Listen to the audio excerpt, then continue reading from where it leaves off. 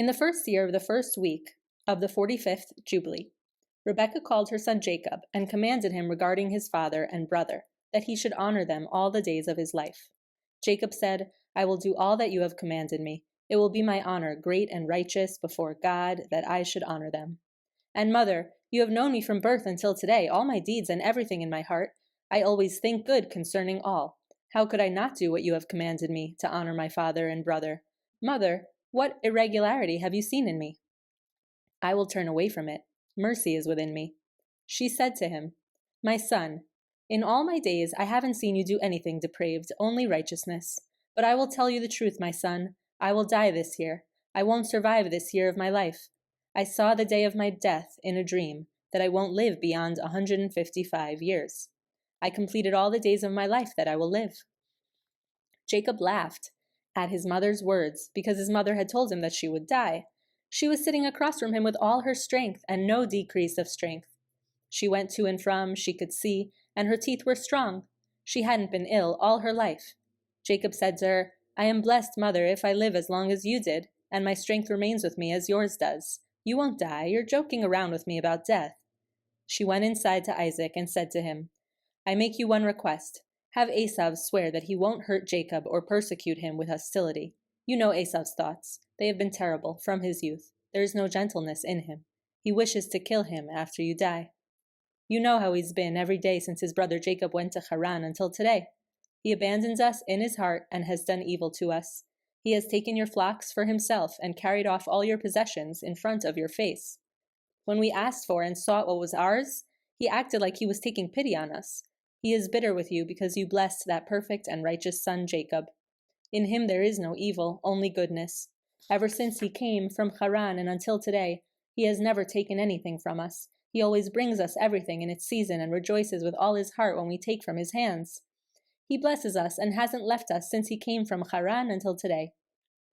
He stays with us at home, honoring us. Isaac said to her, I also know and see Jacob's actions with us, how he honors us with all his heart. I used to love Esau more than Jacob because he was the firstborn. Now I love Jacob more than Esau, because Esau has done so many evil things. There is no righteousness in him. His ways are injustice and violence. There is no righteousness in him at all. Now my heart is concerned because of all his actions. Neither he nor his offspring will be saved. They will be destroyed from the earth and rooted out from under heaven. He abandons the God of Abraham, and he follows his wives, he and his children, in uncleanness and sin. You ask me to make him swear he will not kill his brother Jacob. Even if he swears, he will not abide by his oath. He will not do good, only evil. If he wants to kill Jacob his brother, then he will be delivered into Jacob's hands, and he will not escape. He will only fall into Jacob's hands. Do not fear for Jacob. The guardian of Jacob is great, powerful, honored, and praised, more than the guardian of Esau. Rebekah sent for and called Esau, and he came to her. She said to him, I have a request, my son, to make to you, for you to promise to do, my son. He said, I will do whatever you say. I will not refuse your request. She said to Esau, I ask that the day I die, you will take me and bury me near Sarah, your father's mother, and that you and Jacob will love one another. Neither of you should wish evil on the other, only mutual love. You will prosper, my son, and be honored in the land. No enemy will rejoice in their success over you. You will be a blessing and mercy in the eyes of everyone that loves you. He said, I will do everything you told me. I will bury you the day you die near Sarah, my father's mother, since you want her bones to be near yours. I will love my brother Jacob more than anyone else. He is my only brother in the entire world. It's no great merit for me to love him, as he is my brother. We were planted together in your body. Together we came from your womb. If I don't love my brother, who can I love? I beg you to encourage Jacob regarding me and my sons.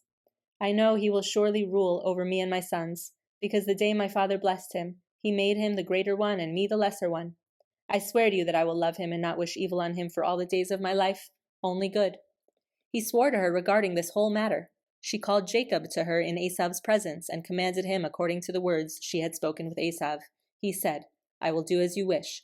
I promise that no evil will go from me or my sons against my brother Esau. Nothing will be shown to him except love. They ate and drank, she and her sons, that night, and she died.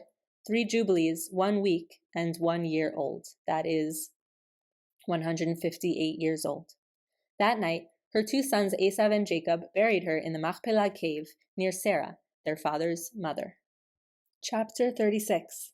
Isaac's final words. In the 6th year of this week, Isaac called his two sons Esau and Jacob. They came to him, and he said to them, "My sons, I am going the way of my fathers to the eternal home where my fathers are.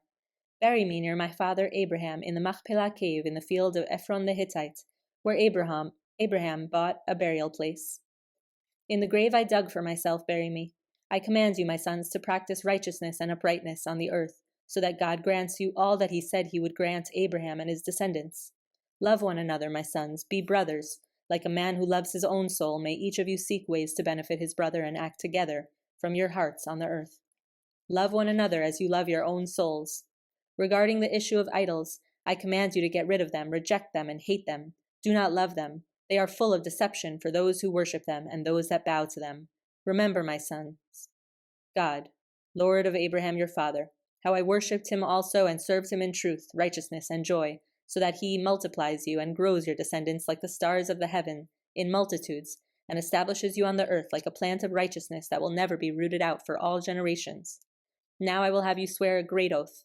There is no oath greater than one by the glorious, honored, great, splendid, wonderful, and mighty name of he who created heaven, earth, and everything together, that you will fear and worship him, and that each of you will love his brother with affection and truth, so neither desire evil against his brother from now and forever for all the days of your life, so that you will be successful in everything you do and not be destroyed.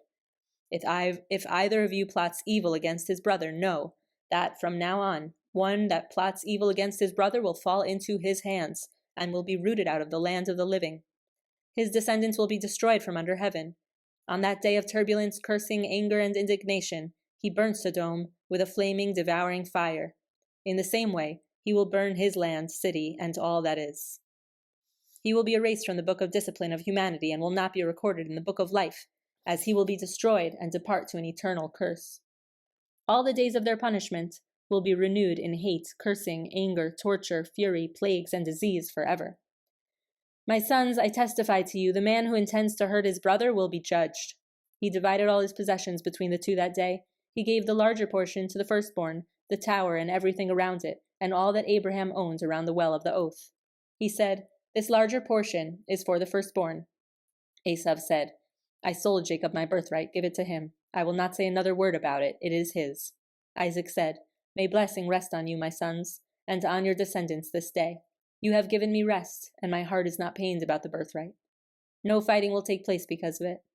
May the supreme God bless the man who does righteousness, he and his descendants forever." He finished commanding and blessing them. They ate and drank together in his presence. He rejoiced that there was reconciliation between them. They left and rested that day and slept. Isaac slept in his bed with joy. He slept the eternal sleep and died at 180 years old. He completed 25 weeks and 5 years. Esau and Jacob, his two sons, buried him. Esau went to the land of Edom, to the mountains of Seir, and lived there. Jacob stayed in the mountains of Hebron, in the tower of the pilgrimage site of his father Abraham. He worshipped God with his whole heart according to the command of the one who appeared to him, according to the division of the days of his generations. His wife Leah died in the 4th year of the 2nd week of the 45th Jubilee, and he buried her in the Machpela cave by his mother Rebekah, left of the grave of Sarah, his father's mother. All her sons and his sons came to mourn his wife Leah with him, and to comfort him in mourning her. He loved her very much after Rachel died.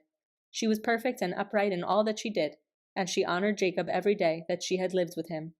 He never heard a harsh word from her mouth. She was gentle, peaceful, upright, and honorable. He remembered everything she did in her life and mourned her terribly, because he loved her with all his heart and with all his soul.